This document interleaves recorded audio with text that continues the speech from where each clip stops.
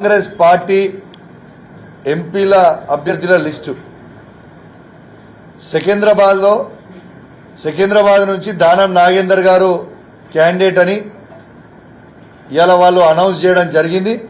వెంటనే ఖచ్చితంగా ఇవాళ దానం నాగేందర్ గారిని సస్పెండ్ చేయాలి, ఎమ్మెల్యే పదవిని రద్దు చేయాలని నేను మా బీఆర్ఎస్ పార్టీ పక్షాన డిమాండ్ చేస్తా ఉన్నామని చెప్పి సందర్భంగా తెలియజేస్తా ఉన్నాను. స్పీకర్ గారిని కూడా కోరుతా ఉన్నాను, దయచేసి మీరు కాపాడాల్సిన బాధ్యత మీ మీద ఉంది కాబట్టి ఎట్టు పరిస్థితిరా ఈ రాజ్యాంగాన్ని కాపాడాల్సిన బాధ్యత మీ మీద ఉంది. ఖచ్చితంగా ఎట్టు పరిస్థితిలో తనని వెంటనే వేటేయాలని చెప్పి మిమ్మల్ని మేము కోరుతా ఉన్నాం.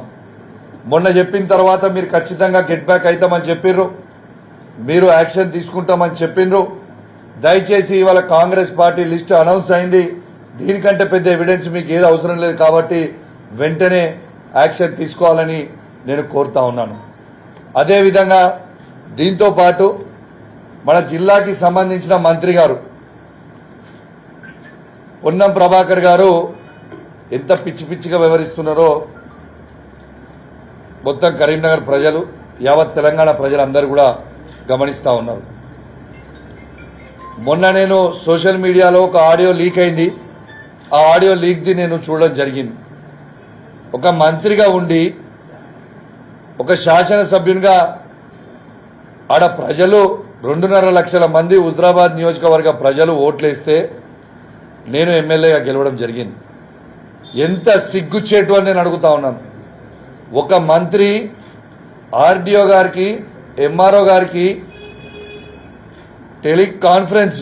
కాన్ఫరెన్స్ కాల్ పెట్టి ఎట్టు పరిస్థితిలో మీరు ఎమ్మెల్యే గారి చేతి మీదకి కళ్యాణ లక్ష్మి చెక్కులు ఇస్తే మంచి పద్ధతి కాదు అనేది యావత్ తెలంగాణ ప్రజలందరూ కూడా విన్నారు. ఆడియో మంత్రి గారు మాట్లాడింది. నేను ఒకటే అడుగుతున్నా మంత్రి గారికి, అంటే హుజరాబాద్ నియోజకవర్గ ప్రజలకి వ్యతిరేకంగా నువ్వు చేయాలనుకున్నావా? ఏం చేయాలనుకుంటున్నావు?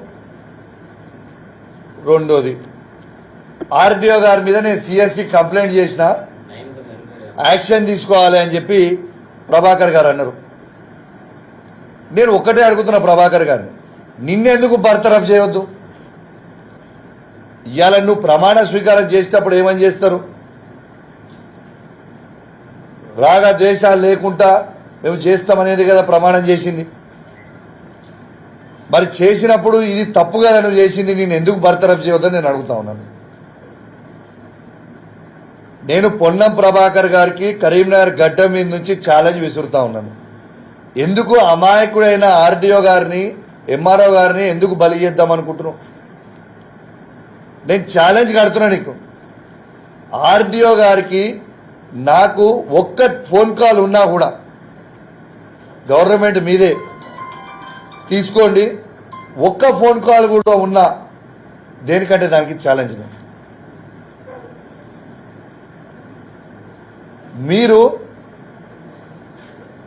నాకు ఈ ఆడియో లీక్ అయింది నీ ఆఫీస్ నుంచి ఆడియో లీక్ చేసారు. నీ ఆఫీస్లో ఏం జరుగుతుందో నీకు తెలియకపోతే అమాయకులైన ఆర్డీఓ గారిని, ఎంఆర్ఓ గారిని బలి చేసుడేంది? ఇలా ఖచ్చితంగా నేను కూడా డిమాండ్ చేస్తా ఉన్నాను, ఎటు పరిస్థితిలో పొన్నం ప్రభాకర్ గారిని ఖచ్చితంగా బర్తరఫ్ చేయాలని నేను కూడా డిమాండ్ చేస్తా ఉన్నాను. ఎందుకంటే ఇది ఆయన మాట్లాడేది, ఆయన ప్రమాణ స్వీకారం చేసిన దానికి దీనికి సంబంధం లేకుంటున్నది కాబట్టి ఖచ్చితంగా పొన్నం ప్రభాకర్ గారిని ఇలా బర్తరఫ్ చేయాలని కోరుతా ఉన్నాను. నిన్న కూడా ఇలా ఈయనకి ఎట్లయిపోయిందంటే, ఈయనకొకటి పెడదామనుకుంటున్న పేరు పొన్నం ప్రభాకర్ గారికి ఇవాళ నుంచి ఆవేశం స్టార్. ఈ ఆవేశం స్టార్కి నిన్న కూడా మీకు ఒక ఆడియో వినిపిస్తా, ఇప్పుడు యావత్ తెలంగాణ ప్రజలు వినాలే, ఇలా వినిపిస్తా. నిన్న ఒక తిరుపతి గౌడని హుస్నాబాద్లో అమనగుర్తి నుంచి ప్రజలు ఫోన్ చేస్తే ఒక్కసారి ఇది మీరు వినాలి ఆడియో. ఆయన మాట్లాడే మాటలు, ఆయన భూత్ పురాణాలు ఒక్కసారి మీరు వినాలని మీ ద్వారా యావత్ తెలంగాణ ప్రజలందరూ కూడా వినాలని కోరుతా ఉన్నాను. చూడండి ఒకసారి. ఒకసారి వింటూ.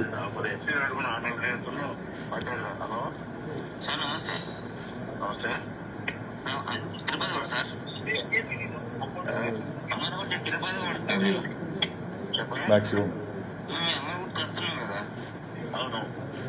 అది స్కూల్లో అది బయట గవర్నమెంట్ ల్యాండ్స్ వచ్చి ఉన్నాయి స్కూల్లో అది ఇచ్చిన పర్మిషన్ బుద్ధిగా వేదవనా కొడుకులకు ఎంతమంది ఇచ్చినప్పుడు ఎందుకు ఇచ్చి నేను తీసుకున్నా పర్మిషన్ అది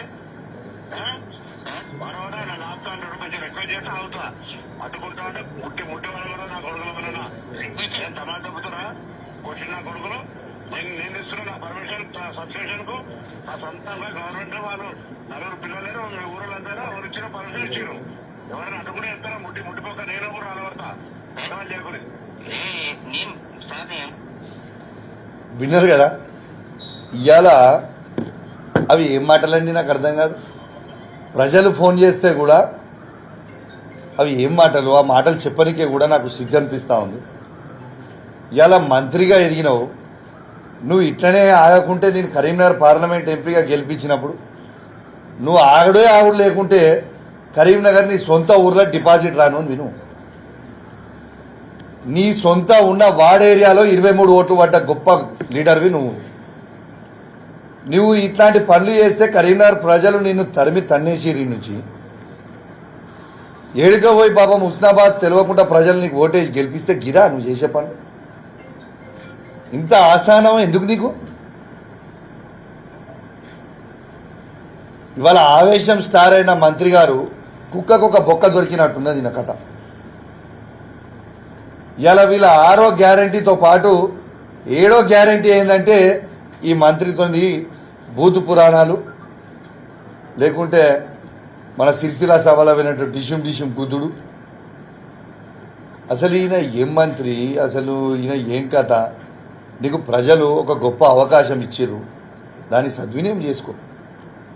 అంతేగాని అది సద్వినియోగం చేసుకోకుండా ఇష్టం వచ్చినట్టు నువ్వు మాట్లాడడం మాత్రం ఇది మంచి పద్ధతి కాదు. ఇకనన్నా మారు, ప్రజలకు ఏమన్నా చెయ్యి. కానీ ఇదేదో ల్యాండ్ మీకు అసలు ఉన్నో స్టోరీ కూడా చెప్పాలి ఏంటంటే ఆ ల్యాండ్ కూడా డొనేట్ చేసింది మా మామ 2 ఎకరాలు గవర్నమెంట్ స్కూల్కి. కానీ సరే అది ఏం చేసినా దాన్ని నువ్వు మంచి పనులు చేయకని మాకు అభ్యంతరం లేదు. కానీ ఈ భూత పురాణాలు ఏంది, మాట్లాడే భాష ఏంది, కథ ఏంది, కార్ఖానేంది?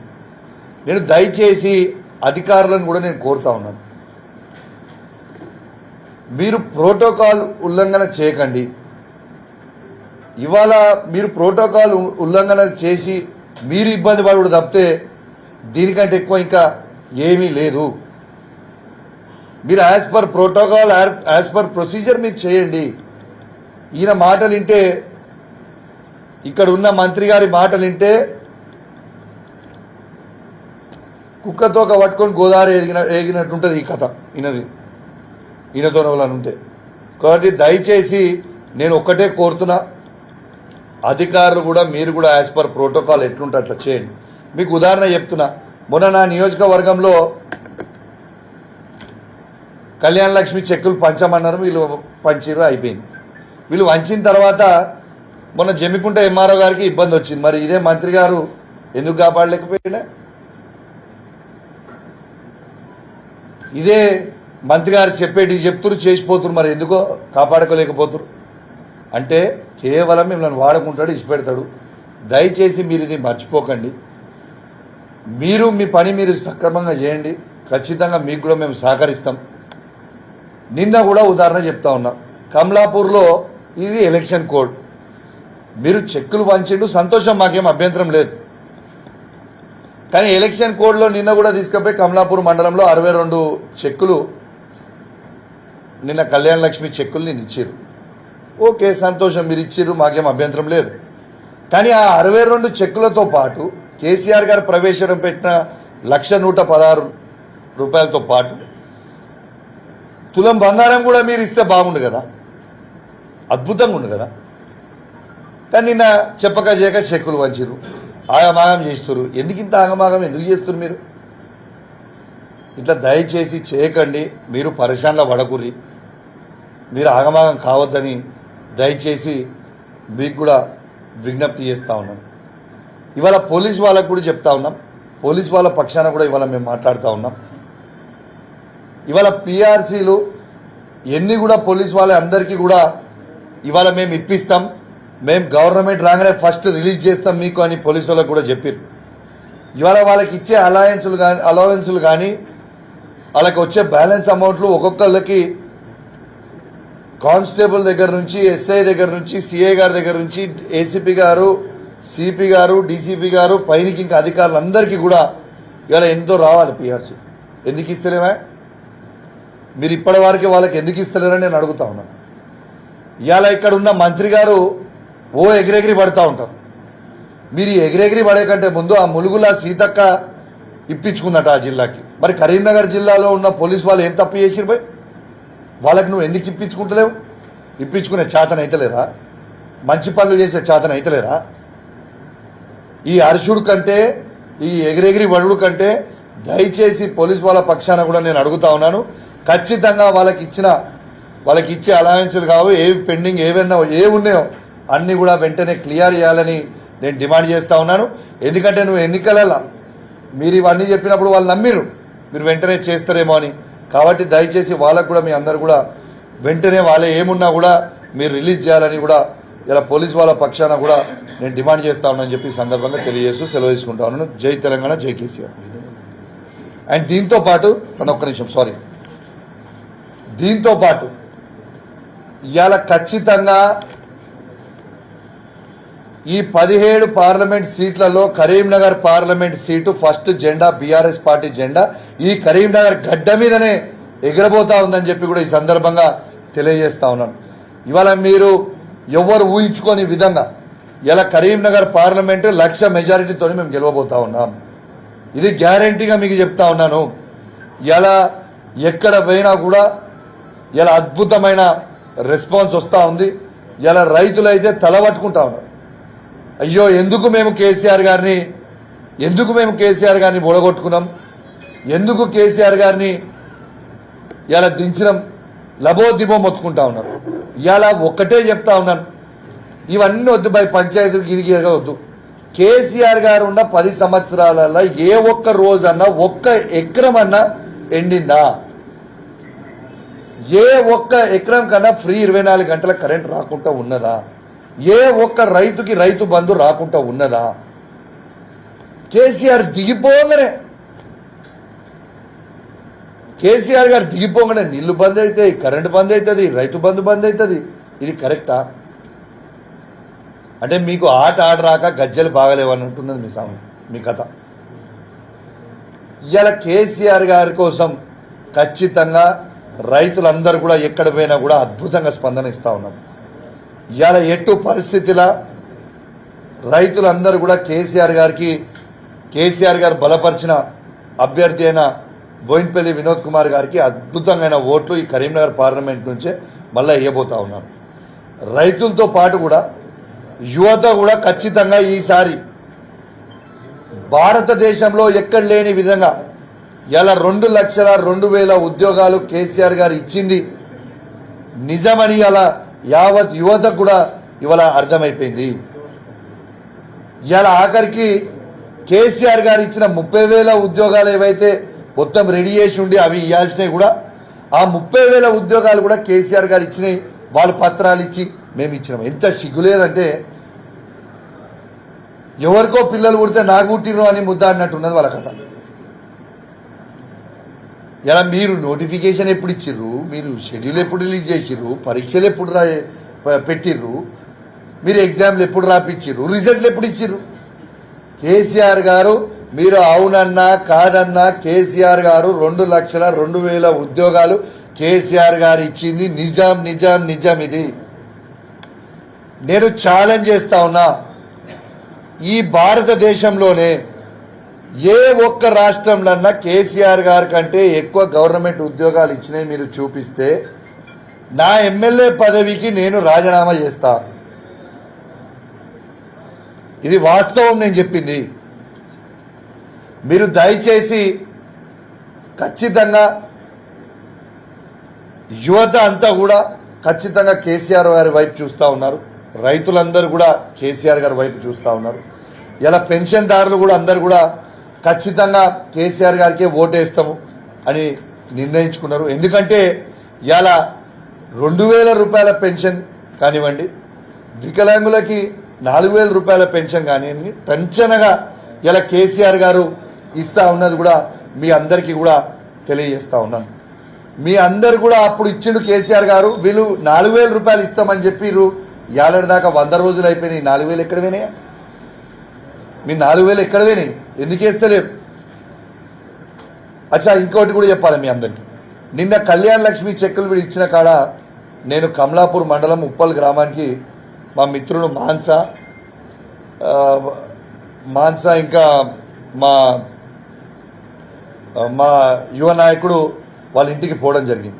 అడిగి పోయి ఆ చెక్ ఇచ్చిన తర్వాత వాళ్ళు నాకు చెప్తా ఉన్నారు, అన్న కనీసము కేసీఆర్ గారు ఉన్నప్పుడు కేసీఆర్ గారు కిట్ ఇచ్చేది, ఆడబిడ్డ పుట్టింది కాబట్టి 13,000 రూపాయలు ఇచ్చేది, తల్లి బిడ్డలని అంబులెన్స్లో ఇంటికాడ దింపిపోయేది సార్ కేసీఆర్ గారు.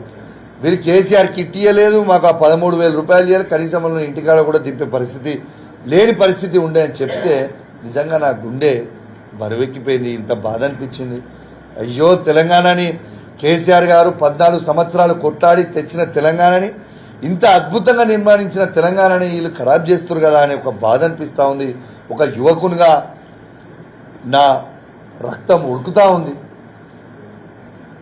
కానీ ఖచ్చితంగా చెప్తా ఉన్నాను, ఎవ్వరు కూడా అధైర్యపడకండి. ఖచ్చితంగా కేసీఆర్ గారు మళ్ళా మనందరి కోసము, మీకోసము కేసీఆర్ గారి నాయకత్వంలో మేమందరం కూడా ముందలుంటాం. ఖచ్చితంగా కరీంనగర్ పార్లమెంట్లో వినోద్ కుమార్ గారిని ఖచ్చితంగా భారీ మెజార్టీతో కూడా గెలిపేబోతా ఉన్నారని చెప్పి సందర్భంగా తెలియజేస్తూ సెలవు తీసుకుంటా ఉన్నాను. జై తెలంగాణ, జై కేసీఆర్.